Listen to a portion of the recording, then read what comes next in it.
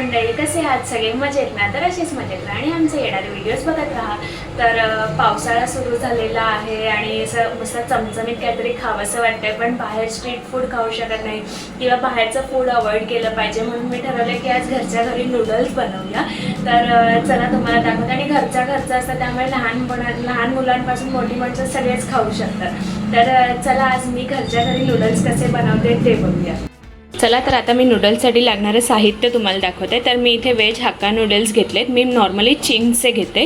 आणि त्यासाठी मी ह्या इथे भाज्या घेतल्या आहेत. 1 वाटी कोबी घेतला आहे, 2 गाजर, 1 शिमला मिरची, 2 मीडियम साईजचे कांदे, त्यानंतर शेजवान चटणी, सोया सॉस, 2 मोठे चमचे शेजवान चटणी, कारण हे 2 पॅकेट्स आहेत तर 2 मोठे चमचे शेजवान चटणी लागेल, 1 मोठा चमचा आलं लसूण पेस्ट, हा हक्का नूडल्स मसाला आहे तोही मी चिंगचाच घेतला आहे, आणि हा सोया सॉस. हे शेजवान चटणी आणि सोया सॉससुद्धा मी चिंगचंच घेतलं आहे. आणि हे नूडल्स शिजवून घेण्यासाठी मी इथे 10 पेले पाणी उकळवत ठेवलं आहे. चला, तर आता बघूयात की नूडल्स कसे उकळवायचे ते. तर आता इथे तुम्ही बघू शकता मस्तपैकी पाण्याला उकळ्या यायला लागले. तेव्हा हे असंच न तोडता वगैरे डायरेक्ट पाण्यात टाकायचं आणि एक 5-7 मिनटं पाण्यात ठेवून द्यायचं. एक अजून थोडीशी उकळी येऊ दे पाण्याला, म्हणजे 2 मिनटं तुम्ही चालू ठेवा पाणी, आणि 2 मिनटानंतर पाणी बंद करून गॅस बंद करा आणि ह्याच्यावर झाकण ठेवून हे 5 मिनटं गरम पाण्यातच राहू दे. सुंदर असं मोकळे पण होतात आणि छान शिजतात सुद्धा. हे बघा, 2 मिनटं मी पाण्याला उकळी येऊ दिली. हे बघा, हे कसं हळूहळू सुटायला लागलेत हे नूडल्स. आता आपण गॅस बंद करूया आणि 5 मिनटं गॅस झाकण ठेवून हे नूडल्स ठेवून देऊया गरम पाण्यातच. चला, तर आता गॅस बंद करून मी ही प्लेट ठेवलेली आहे. तर 5 मिनटं आपण ह्याला ठेवूया अजून पाण्यात, म्हणजे नीट सुटसुटीत होतील. आणि मग ते गाळून कसे घ्यायचे ते पण मी तुम्हाला दाखवते. आता हे 5 मिनटं पाण्यात आहेत, तोपर्यंत आपण बाकीच्या भाज्या वगैरे ज्या घेतल्या त्यांना आपण फोडणी द्यायला स्टार्ट करूया. हे बघा, इथे 5 मिनटानंतर मी प्लेट काढून टाकली. मस्तपैकी असे सुंदर नूडल्स सुट्टे झालेत. आता ह्या चाळणीच्या मदतीने आपण ह्यातलं सगळं पाणी काढून टाकणार आहोत आणि नूडल्स ह्यात काढून घेणार आहोत. हे बघा, नूडल्स मस्तपैकी इथे मी वेगळे केलेले आहेत पाण्यातून. आता त्याच्यावरती असं मस्त 2-3 चमचे तेल सोडायचं, कारण ते एकमेकांना चिटकू नये किंवा मग असे गुळगुळीत होऊ नयेत, म्हणून त्याच्यावर तेल सोडून ठेवून द्यायचं 2 मिनटासाठी. आता बघूया पुढची क्रिया. आणि नूडल्समध्ये तेल टाकून झालं की असे 2 फोक घ्यायचे आणि हे असे थोडेसे खालीवर करायचे 2 फोकने, म्हणजे ते तेल सगळीकडे लागतं. त्यानंतर आता आपण भाज्या फोडणीला घालून घेऊयात. पुढची प्रोसिजर मी दाखवते. मी मगाशी म्हटलं मी नूडल्स थंड होईपर्यंत ते घालून घेते, पण ॲक्च्युली मला हीच कढई हवी होती म्हणून मी घातलं नव्हतं. म्हटलं नूडल्स झालं.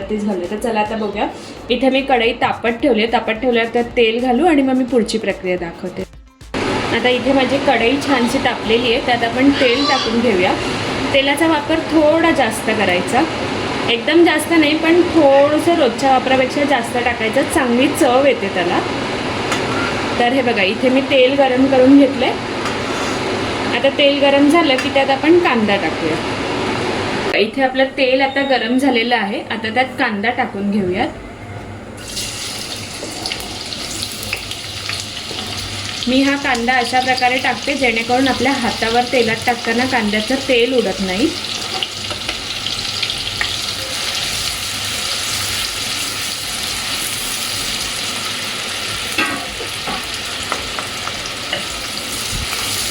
कांदा थोडासा लाल होईपर्यंत परतवत राहायचा.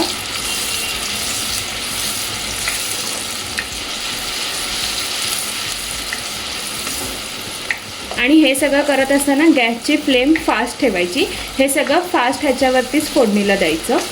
ज्या भाज्या वगैरे आहेत आणि जे मसाले आहेत ते नेहमी फास्ट, चायनीजसाठी फास्ट फ्लेमवरच द्यायचं. गॅसची फ्लेम नेहमी फास्ट ठेवायची.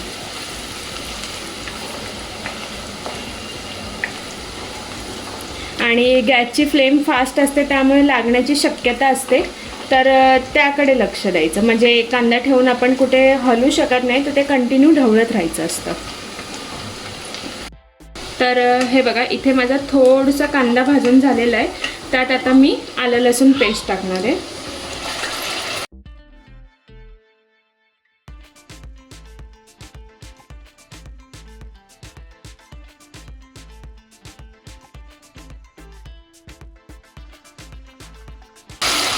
लसूण पेस्ट टाकून झाली की या बाकीच्या सगळ्या भाज्या मी आधी धुवून घेतलेल्या, त्यामुळे मी डायरेक्ट टाकते. तुम्ही जर धुवून घेतलेल्या नसेल तर त्या पहिले धुवून घ्या आणि मग टाका.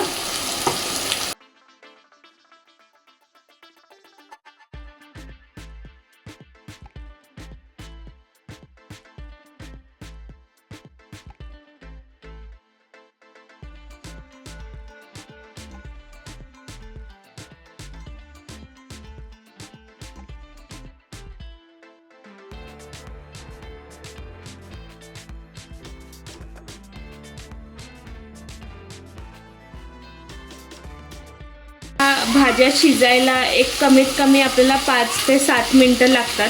सो ह्या फास्ट गॅसवरच असं ढवळत राहायचं सगळ्या भाज्या टाकून आणि त्यानंतर मग आपण आपले मसाले टाकायचे. तोपर्यंत 5-7 मिनटं ह्या भाज्या अशाच फिरवत राहायच्या. तर हे बघा माझी 5-7 मिनटं भाजी ढवळून झालेली आहे आणि बऱ्यापैकी भाजी शिजली आहे. जर तुम्हाला वाटत असेल भाजी शिजत नाही आहे तर मग तुम्ही गॅस बारीक करून त्यावर ताटली ठेवून सुद्धा शिजवून घेऊ शकता. पण माझी बऱ्यापैकी शिजली आहे मी, कारण बारीक पण चिरलेली थोडी, तर माझी शिजली. आता आपण त्यात सगळे मसाले टाकूया. तर पहिले तर मी टाकते शेजवान चटणी,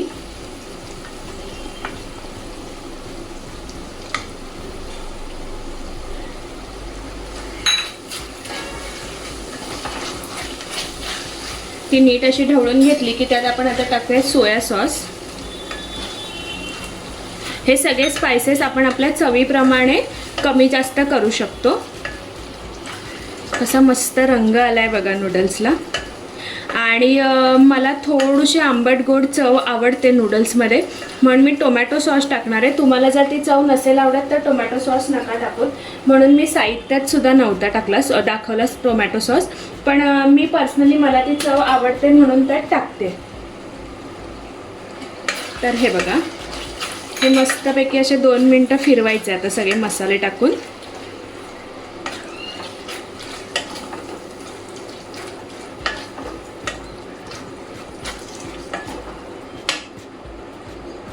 आणि मग आपला चिंगचा नूडल्स मसाला टाकायचा, 1 अख्खं पॅकेट, कारण 2 पॅकेट नूडल्ससाठी 1 पॅकेट मसाला लागतो. तेल तुम्ही बघू शकता थोडं बाजूला आलेलं आहे, म्हणजे समजून जायचं की आपल्या भाज्या शिजलेल्या आहेत.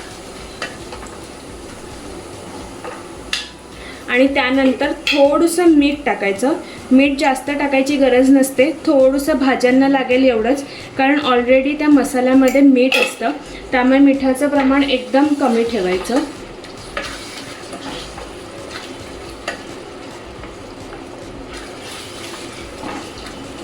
आणि सुंदर असा कलर आलेला आहे आपल्या भाज्यांना. चला तर आता त्यात नूडल्स टाकूया. हे बघा नूडल्स पण मस्त वेगळे असे झालेले आहेत. आता नूडल्स टाकूया.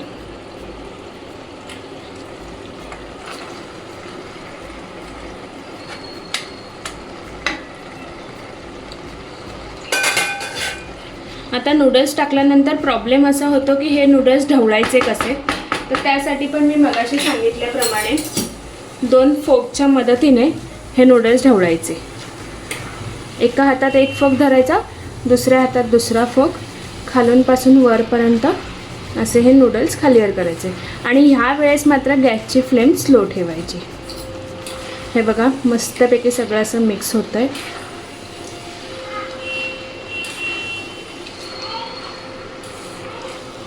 सगळ्या भाज्यासुद्धा वर यायला लागलेल्या आहेत. आणि प्रत्येक नूडल्सला सुद्धा हा मसाला लागतो फोकच्या साह्याने जर आपण हे केलं तर, कारण नूडल्स हे चमच्याने इझिली वेगळे नाही करता येत, म्हणून हे आपण फोकच्या साह्याने करायचे.